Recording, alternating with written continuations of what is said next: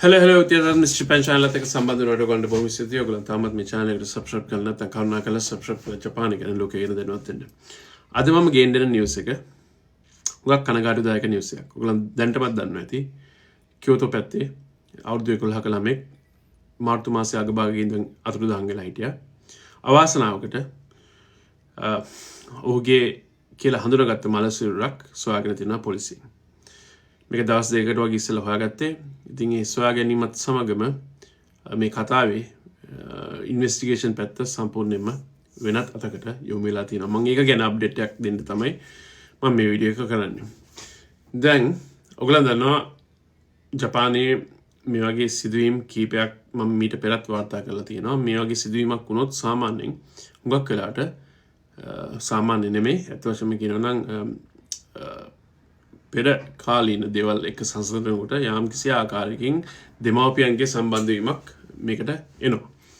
ඉතින් මේ දරුවගේ තාත්තා කියන්නේ දරුවව ඉස්කෝලේ ළඟට ඇරලා තියෙනවා. ඉතින් එයාට දරුවා ඉස්කෝලේට ඇවිල්ලා නැහැ කියලා. ඉතින් මේක ගැන සොයලා බලනවා මම හිතන්නේ පොලිසිය දැන්ටමත් ඩ්‍රයිවර් රෙකෝඩර් ඒ කියන්නේ ඔය වාහනවල තියෙන රෙකෝඩින් ඩිවයිස් වල තියෙන ඒවා එක දේවල් සොයා බලනවා කියලා තමයි කියන්නේ.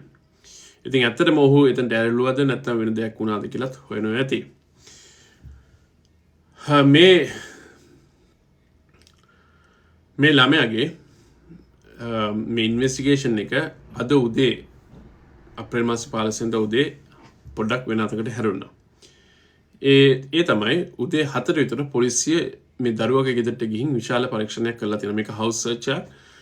මේක යම්කිසි ආකාරයකින් දෙමව්පියන්ගේ කැමැත්ත මත විය යුතු දෙයක් හින්දා මම හිතන්නේ මේක දෙමව්පියන්ගේ අකමැත්තෙන් මේක වුණාද නැද්ද කියලා මට ඇත්ත වශයෙන්ම මේක හරියට පැහැදිලි නෑ මටත්. නමුත් කොහොම හරි මේ ගෙදරට ගිහලා පරීක්ෂණයක් කරලා තියෙනවා. මේක මේ පරීක්ෂණය කරලා තියෙන්නේ මලසිරුරක් අත්හැර දැමීමේ සැකය මත කියලා තමයි පොලිසියෙන් කියන්නේ. ඒ කියන්නේ මේ ගෙදර කවුරු හරි එක්කෙනෙක් සම්බන්ධ වෙලා තියෙනවා කියන හැඟීම අපිට එනවා. හරි.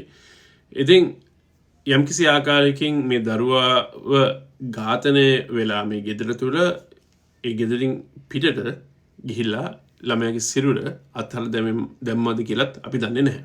මේක ඇත්ත වශයෙන්ම අපි මේ දන්නේ නැතිව තමයි මේ කතා කරන්නේ. මේ සැකය මතුවෙනවා කියන එක තමයි මම කියන්නේ. මේ කියන ආකාරයට මේ වෛද්‍ය පරීක්ෂණ වලින් කියන ආකාරයට මේ දරුවගේ ඇඟේ හෝ ඔළුවට කිසිම හානියක් වෙලා නැහැ. කියන්නේ පිහිපහරවල් හෝ ඔළුවට කවුරු ගහලා ඒ වගේ හානියක් නැහැ. ඒ නිසා මේ මරණයට හේතුව තාම හරියට හොයාගන්න බෑ කියන එක තමයි කියන්නේ. දැන් විශේෂඥ මතය වෙන්නේ මේකත් සෝෂල් මීඩියා එක හරහා අපිට දැනගන්න පුළුවන් විස්තර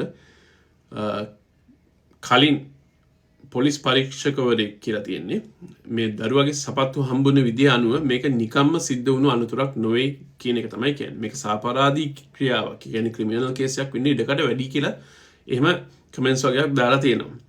ඒ වගේම තමයි ජනතාව මේ විදිහට කමෙන්ට්ස් දාලා තියෙනවා. මේ සිද්ධිය මුලින්ම අතුරුදහන් වීමක් විදිහට සෙව්වත් දැන් ඒක මිනිමරුමක් වෙන්න පුළුවන් කියන සැකය මත පරීක්ෂණ කරන එක ගැන ගොඩක් අය කම්පලේන්ට් පත් වෙලා තියෙන කියලාත් මේ ජනතාව කියනවා. දැන් මේ අපි මතක තියාගන්න ඕනේ මේ ජපානයේ මේ වගේ සිදුවීම් අපි කීප වතාවක්ම අහලා තිනවා කියවලා තියෙනවා. ඉතින් ඔයගොල්ලන්ගේ දරුවෝ එහෙම මේ ජපානයේ පදිංචිලා ඉන්නවනම් ඒගොල්ලන් ඉස්කෝලේට යනවනම් මේ අත් වශයෙන්ම ඇහගාගෙන ඉන්න. මට එච්චරයි කියන්න තියෙන්නේ. මොකද හේතුව මේ වගේ සිදුවීම් හරිම බයයි. අනතුරක් වුණාට පස්සේ පසුතැවෙන්න වෙන හින්දා පුළුවන් තරම් ඇහගාගෙන ඉන්න එක හොඳයි. මොකද හේතුව නේ වුණාට පස්සේ ජීවිතයක් ඉවරයිනේ නේ.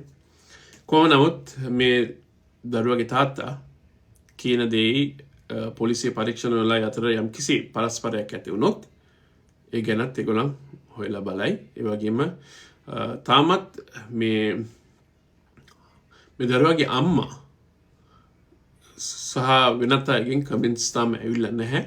මොකද මම දැක්කේ නෑ නිවුස් වල සමහරට ඇවිල්ලත් ඇති.